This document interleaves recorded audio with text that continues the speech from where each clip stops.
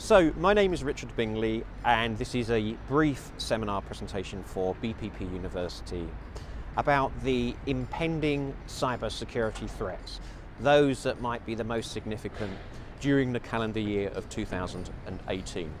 So we're filming this here outside the Houses of Parliament in Britain, where just a couple of years ago Britain set up a national cybersecurity centre just a few hundred yards away over in Victoria. What this video will look at today are my 5 predictions of where cyber threats will mainly occur, impacting both the public sector and the private sector. If you've got any questions, please do email me afterwards and I'll be happy to provide references and other evidential sources that back up this presentation. But what you'll notice through the presentation is when I'm talking, a number of references and sources will flip up on the screen beside me.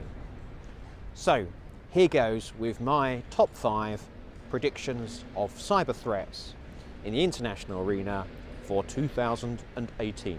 So the first types of threats that we are going to talk about are the civil society and political attacks that we're seeing. We're thinking that attackers will deploy armies of bots now to propagate false news narratives. They will use weaponized fake news to advance their own perspectives and their own national missions. They will inflate partisan political debates at the extremes, and generally cybersecurity will be seeking to make sense of the forces that are out there that are aiming to undermine democratic institutions. We've seen the famous cases of the France and the American presidential elections over the past year or so manipulated and distorted by cyber threats. That's only set to continue because there's so much more consumer data out there now, and we are looking at the mass scooping up and intelligent use of people's social media preferences, mass audience preferences, and that will be used, we think, to increasingly attack civil society and political governmental domains. Our second prediction is around the mega data breaches that we've seen over the past 2 or 3 years. We're thinking about the Equifax data breach of 145 million customer records last year. We're looking at the possible breach of up to 1 billion Yahoo email addresses, and they've been breached. The question is, what happens to all of that data now? So we could be looking at mass spear phishing emails that are highly detailed and very effective at social engineering attacks. We're going to be looking at massive amounts of phishing bots and the intelligent scraping of social media. The third cyber threat that we are identifying this year is, rather ironically, the enforcement of the European Union General Data Protection Regulation. And the reason that we say it's a threat is because, firstly, it's an opportunity. Many companies, in fact all companies, should be wanting to demonstrate to their customer markets that they are EU GDPR compliant. In other words, that their customer data is safe and secure in their hands. However, EU GDPR is becoming a big commercial opportunity too, because companies are wanting to show to customers that they are even more compliant than, say, their competitors.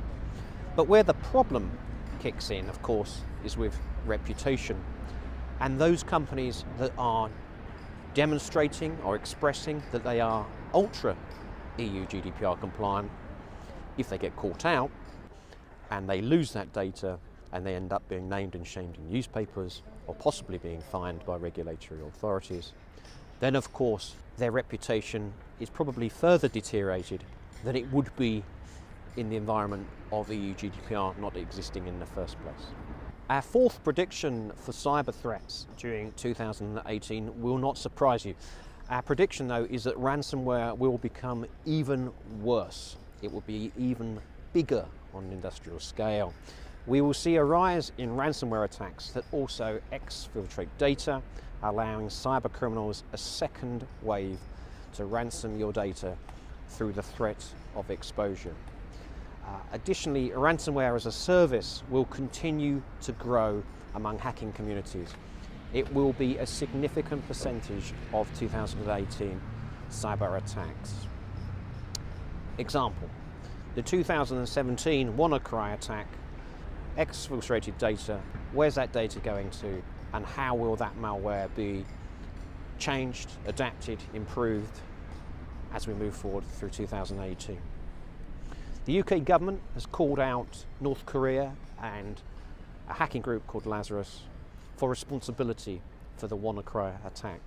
In fact, President Trump over in America claimed that North Korea and the WannaCry group were responsible also for that attack back in May. President Trump's administration's response was to issue a denial of service attack upon the North Korean intelligence agency for about 10 days at the back end of September 2017.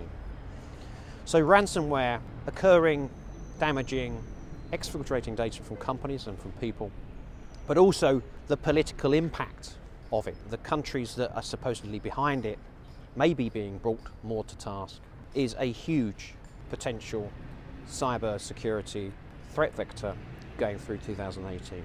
Pulling all of that together, when we look at ransomware and when we look at political and civil society attacks and the attempt by certain countries to influence democratic institutions and democratic political processes, when we pull all that together, my prediction for 2018 is that actually the public will come to conclude that cyber wars do actually exist. They're beginning to crystallize, and we can see tangibly how they might play out in the future. A couple of years ago, fearing a massive wave of cybersecurity incidents and possibly the advent of cybersecurity wars, the British government here in London formed the National Cyber Security Centre. The National Cyber Security Centre has as its parent organisation GCHQ, based over in Cheltenham. Its function really is to brief and prepare public sector organisations and private commercial organisations around the threats from cyber systems.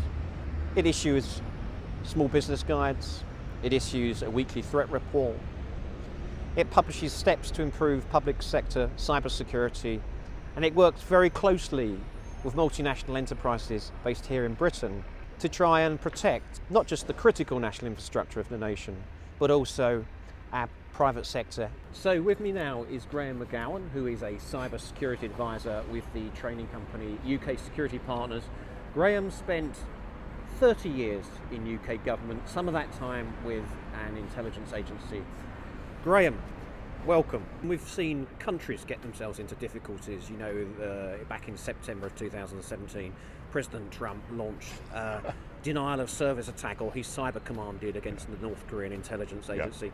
Yep. You know, we've seen the Stuxnet attack allegedly by Israel and the Americans back almost a decade ago now against sort of the Iranian nuclear weapons program. Yep. Are the public beginning to understand that there are these cyber wars going on, or is this something that's science fiction still? I think we're slowly getting there. Some previous presentations I give were about cyber being the new battleground. Right. We've seen land, sea, air, then we saw space, and now we are in this thing called cyber. And because again, it is so easy to do, and you can hide yourself away anywhere in the world.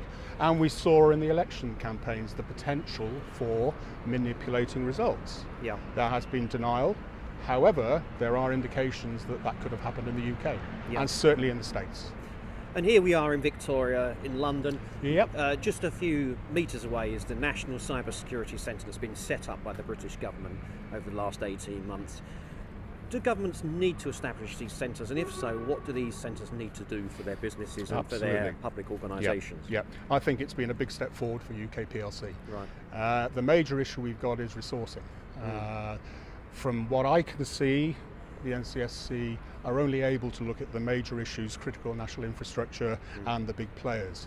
Okay, so to summarise, we've looked at the 5 major cyber threats for 2018. That's our prediction. And you've seen the references and the book sources that we've provided in the slides. Our final point would be around computer emergency response teams.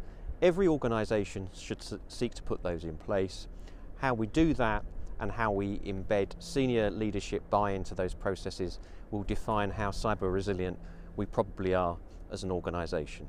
As you can see behind me, there's an old ancient fort here.